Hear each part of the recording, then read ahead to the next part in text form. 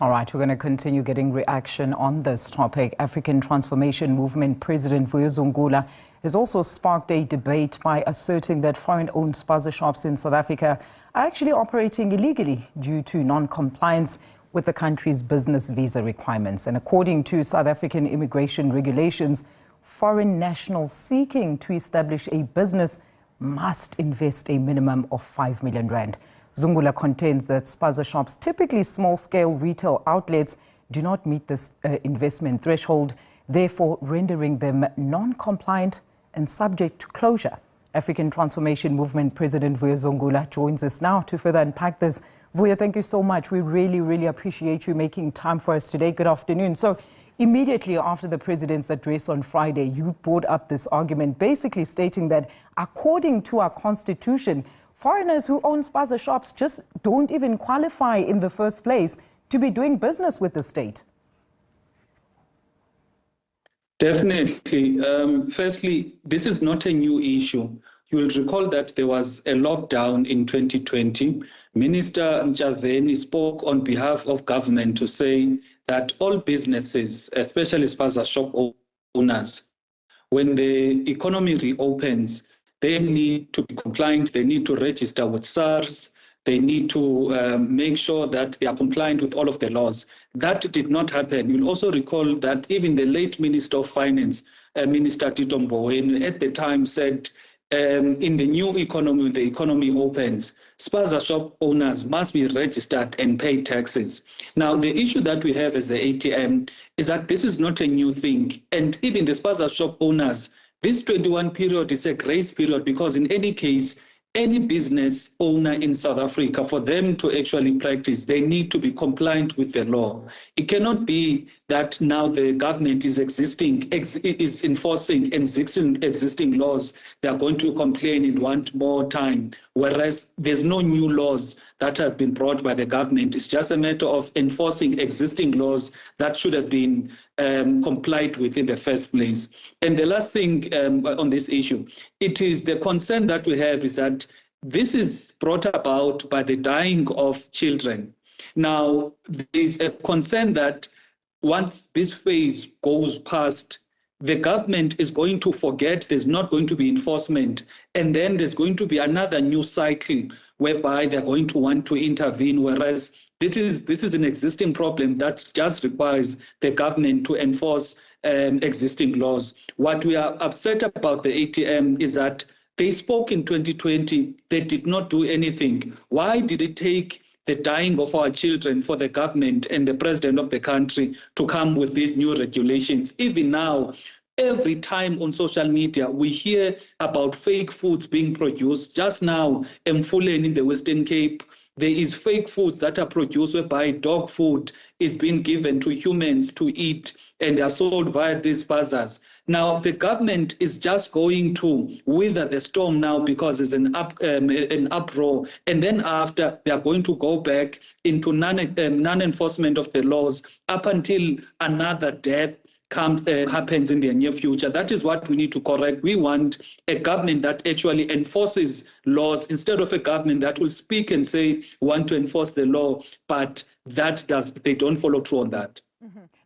Quite interesting that somehow the small business department has largely been absent during such a critical debate where they should actually be at the forefront providing direction and reinforcing, as you've just said, those existing policy as well as laws that we currently are grappling with, untraceable batches of consumables that are suspected to be poisoned, yet we have very strict laws that need to be adhered to. So then what needs to happen? Because we've seen parties like yourself, the ATM, raising these issues in Parliament, but what type of feedback are you actually receiving?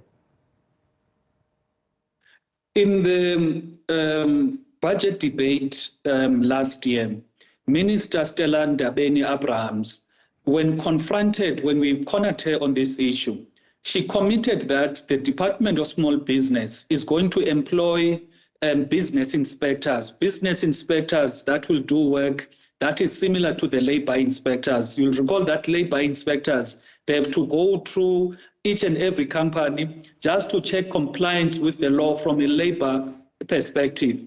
However, when it comes to the business, and especially small businesses, there are no inspectors that are going around checking compliance. So that is the crux of the matter. Ever since Minister Ndabeni actually affirmed that they will do that as a department, they've not done anything.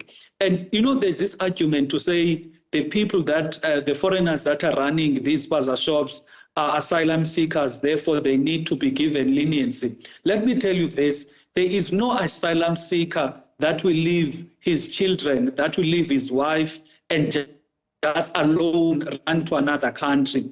And the only thing they have, they are just having maybe the clothes that they are wearing. When they get to South Africa, within 1 or 2 weeks, they suddenly have capital to open shops. They suddenly have networks in terms of buying in bulk and all of those things. What we're dealing with here, it is a case of criminal syndicates that are trafficking humans from Ethiopia, from Somalia, and making them work for them in South Africa.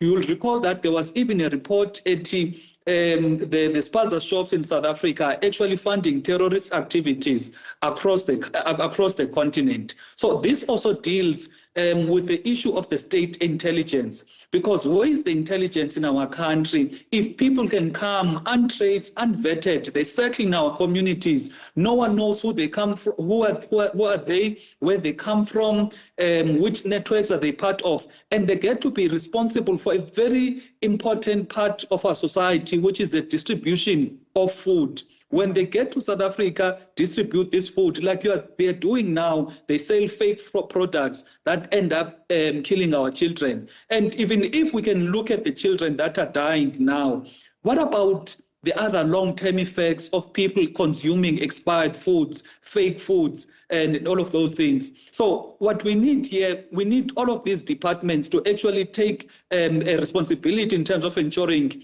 the state intelligence must ensure that we do not have people that are unvetted, that are playing a critical role in our country. The small business must do their part to ensure that all businesses must work and operate in line with the laws. A very quick one, Vuyo. I mean, just to get back to your earlier point there when you said there was actually an uproar and that is why government actually acted. I mean, there were numerous calls before the president actually addressed the nation on this very issue. So let's talk about his announcement now, where it has angered some South African Spaza shop owners. I'm sure you saw the insert preceding our interview. They actually feel that the government shouldn't even be negotiating with these foreign Spaza shop owners, and they feel like government is not prioritizing them as locals. Definitely. If you go to any other country, there are very strict laws in terms of enforcement of the laws. I was watching one minister from another neighboring country closing down foreign-owned shops in that particular country. And she was basically saying, I'm just enforcing the law. Yeah. But come to South Africa, you find that there's going to be negotiations after negotiations instead of enforcing of the law. And the facts are there. That part of the economy is dominated by foreign nationals to an extent whereby the locals are even threatened when they're trying to open businesses. You'll recall that in Ratanda, in Heidelberg, there's so many people, Spaza shop owners, South African Spaza shop owners who've been killed and actually threatened for daring to open a Spaza shop. So what are we dealing with here? Are we dealing with foreign nationals who want to coexist with South Africans? Or are we dealing with criminal syndicates who believe they've got some right to that part of the economy? And if anyone dares to open a business in that sector, they will try and kill him. And if it's a government, they will try and, avoid complying with the laws of our country. So we can't afford to be a banana republic. We want, as the ATM, to say to the government, enforce the laws, existing laws. That is all that is needed. All right, Vuyo, thank you so much for your contribution this afternoon. Mr. Vuyo Zungula is the president of the African Transformation Movement, also reacting to the Spaza Shop saga.